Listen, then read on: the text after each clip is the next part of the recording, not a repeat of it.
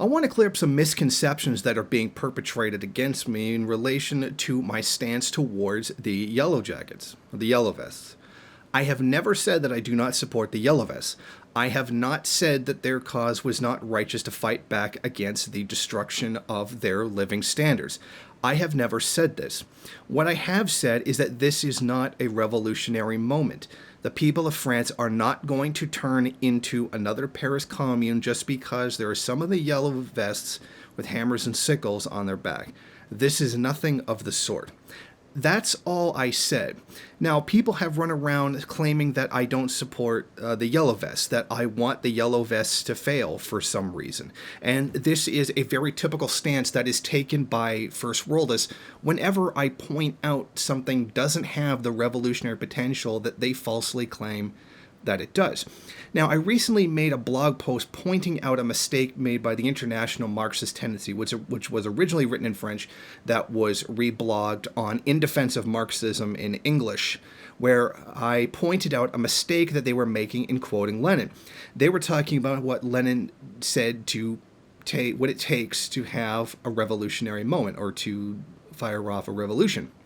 In the very first line, it says are unable to, essentially the first line is them, paraphrasing that they're not able to reform the system that they have in order to keep workers happy. In other words, they have no choice but a brutal crackdown because they can't make any concessions.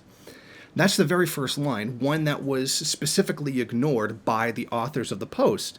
And I pointed that out, that if they're going to quote Lenin directly on this matter of what it takes to start a revolution, they really should acknowledge that first line that's in there.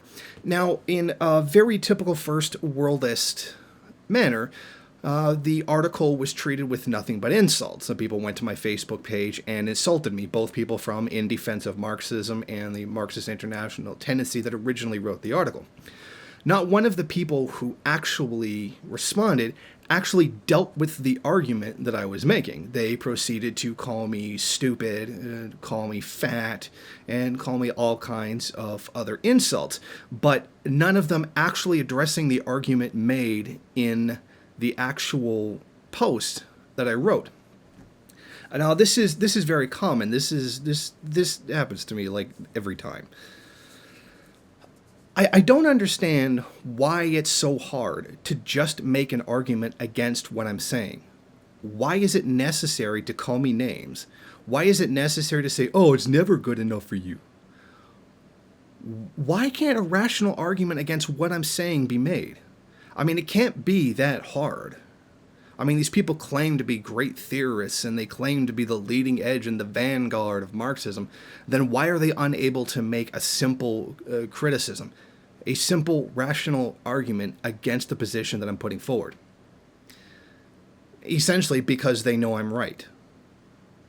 And they're angry about it. And rather than admit that they're wrong and maybe try to reorientate their theoretical leanings, perhaps come up with something that's a bit more accurate to the material conditions today, they instead resort to name calling. And I am faced with this constantly.